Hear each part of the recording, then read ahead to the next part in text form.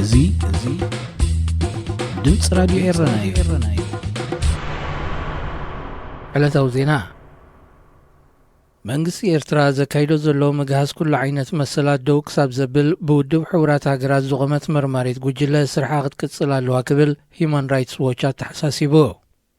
እቲ ኣህጉራዊ ትካል ኣብ ስርዑ ዋዕላ ባይቶ ሰብኣዊ መሰላት ኣብ ዘቕረቦ መተሓሳሰቢ እቲ ባይቶ ንመንግስቲ ኤርትራ ከም ኣባል መቕባሉ መንግስቲ ኤርትራ ብጌጋ ተረዲእዎ ከም ዘሎ ኣፍሊጡ። ኣባል ባይቶ ሰብኣዊ መሰላት ምዃን ንኹሉ ሕግታትን መትከላትን ባይቶ ምቕባል ከም ዝኾነ ድሕሪ ምዝኽኻር እቲ ኣህጉራዊ ትካል እንተኾነ መንግስቲ ኤርትራ ነቲ ዘካይዶ ዘሎ መግሃዝ መሰላት ዓለም ከም ዘይረኣየቶ ወይ ከዓ ከም ዝደገፈቶ መሲሉ ይቐርብ ከም ዘሎ ገሊጹ። ኣብ ጀኔቫ ይካየድ ኣብ ዘሎ ዋዕላ ሰብኣዊ መሰላት ኤርትራ ሓንቲ ካብተን ቆላሕታት ተዋሂብዎን ዘሎ ሃገራት ኮይና ዋላ ድሕሪ ስምምዕ ሰላም ምስ ኢትዮጵያ እቲ መንግስቲ ኣብ ልዕሊ ዜጋታቱ ዘካይዶ ዘሎ ግፍዒ ብሰፊሑ ይቕጽሎ ከም ዘሎ ተገሊጹ እዩ። ኣብቲ ዋዕላ ዝሳተፉ ዘለዉ ኤርትራውያን ተጣበቕቲ መሰላት እውን ነዚ ኣብ ልዕሊ ህዝቢ ኤርትራ ዝፍጸም ዘሎ ምግሃዝ ኩሉ ዓይነት መሰላት መግለጺታትን መርትዖታትን ብምቕራብ ንተጋባእቲ መብርሂታት ሂቦም እዮም። ፍልይቲ ልእኽቲ ውድብ ሕብራት ሃገራት ኣብ ኤርትራ ብወገና ነዚ ኣብ ዝሓለፈ መዓልትታት ኣብ ልዕሊ ኣመንቲ ዝተፈላለየ ሃይማኖታት ዝተወስደ ስጉምትን ምህጋር ትካላት ጥዕና ካቶሊካዊት ቤተ ክርስቲያንን ከም ኣብነት ብምጥቃስ ድሕሪ ስምምዕ ሰላም ምስ ኢትዮጵያ ኩሉ ጸገማት ህዝቢ ኤርትራ ክፍታሕ ኢሉ ከኣምን ንዝጸንሐ ዝበዝሐ ክፋል ማሕበረሰብ ዓለም ማይ ዓሚኹ ክተርፍ ከም ዝገበሮ ገሊጻ። ወኪል መንግስቲ ኤርትራ ከም ወትሩ ንኹሉ ዝቐረበ ክስታት ብምንጻግ ንመንግስቲ ኤርትራ ንምጽላም ዝተኣልመ ውዲት እዩ ክብል ምላሽ ይብሉ እዩ። ንመላእ ኣፍሪቃ ናይ ንግዲ ዞባ ንምቋም ስምምዕ ከይከተማ ካብ ዝጸንሓ ናይ መወዳእታ ክልተ ሃገራት በኒን ነቲ ዞባ ተጸንቢራቶ። ኮሚሽነር ንግዲ ሕብረት ኣፍሪቃ ኣብ ዘውፅኦ መግለጺ በኒን ኣባል ናጻ ናይ ንግዲ ዞባ ንምዃን ብወግዒ ዝፈረመት መበል 54 ኣፍሪቃዊት ሃገር ኮይና ኣላ ኢሉ።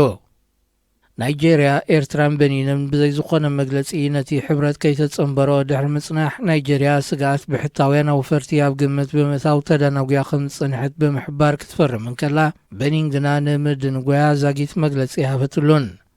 ኣብዚ እዋን እዚ ንመላእ ኣህጉር ኣፍሪቃ ዝጥርንፍ ናጻ ናይ ንግዲ ዞባ ዘይተጸንበረት ሃገር ኤርትራ ጥራይ ኮይና ኣላ።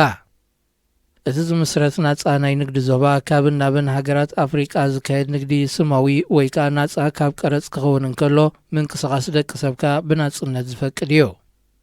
ቅድሚ ሓደ ዓመት ኣብ ሩዋንዳ ወግዓዊ እማመቲ ናይ ንግዲ ዞባ ምስ ተገልጸ 44 ሃገራት ኣፍሪቃ ብኡንቡየን ፈሪመን ኣሎ። እዚ ልዕሊ 2.5 ትሪልዮን ዶላር ሓፈሻዊ ሃገራዊ እቶት ማለት GDP ከንቀሳቕስ ትጽቢት ዝግበረሉ ናጻ ናይ ንግዲ ዞባ 9% ናጻ ምንቅስቓስ ኣቑሑ ክፈቅድ እንከሎ ተኣፋፊ ንዝበሎ 10% ከዓ ዝርርብ ክካየደሉ ምዃኑ ይግለጽ። ዘተ ሰላም ሱዳን ናብ ስምምዕ ኣብ ዝተበጽሓሉ ጽባሕ ክልተ ውድባት ነቲ ስምምዕ ከም ዘይተቐበሎ ኣፍሊጠን። ብሚኒሚናዊን ዓብደልዋሂድ ኣልኖርን ዝምራሓ ውድባት ኣብ መግለጺአን እዚ ተበፂሑ ዘሎ ስምምዕ ሰላም ነቲ ወተሃደራዊ ጉጅለ ኣብ ስልጣን ዝጸንሐሉ እዋን ንዝገበሮ ስምምዓት ዘይሓወሰ ብምዃኑ ድሌት ህዝቢ ሱዳን ክኸውን ኣይክእልን ኢለን። ወተሃደራዊ ቆንስል ሱዳን ብፍላይ ኣብዘን ዝሓለፋ 3 ዋርሕ ኣብ ኣቡዳቢን ካልኦት ኣብ ሱዳን ረብሓ ዘለዎን ሃገራትን ተኸታታሊ ኣኼባታትን ስምምዓትን ከካየድ ከም ዝጸንሐ ዝፍለጥ እዩ። ብኢትዮጵያን ሕብረት ኣፍሪቃን ዝተማእከለ ስምምዕ ሰላም 5 ካብ ክልቲኦም ወገናት ሓደ ከዓ ክልቲኦም ዝሰማምዕሉ ዘይሻራዊ ሰብ ክቐውም ኣብ ዝብል እማመ ስምምዕ ብምግባር ብዓርቢ 5 ሓምለ ከም ዝተፈራረሙ ይፍለጥ። እቲ ስምምዕ ብተወሳኺ ነስታት 3 ዓመት ዝጸንሕ ናይ መሰጋገር መንግስቲ ን21 ኣዋርሕ ብወተሃደራዊ ቆንስል ክምራሕ ን18 ኣዋርሕ ከዓ ሓይሊ ንናጽነትን ለውጥን ክመርሖ ዝብል ይርከቦ። ንስምምዓት እዚ ዝቃወሙ ዘለዉ ወገናት ኣብ ዝህብዎ ዘለዉ መግለጺታት ሚሊሻ ጃንጃዊድ ኣካል ናይቲ መሰጋገር መንግስቲ ክኸውን ኣይግባእን ብምባል ብቕትለት ኣማይት ሱዳናውያን ሰላማውያን ሰባት ዝሕተት ምዃኑ ዘኻኺሮም።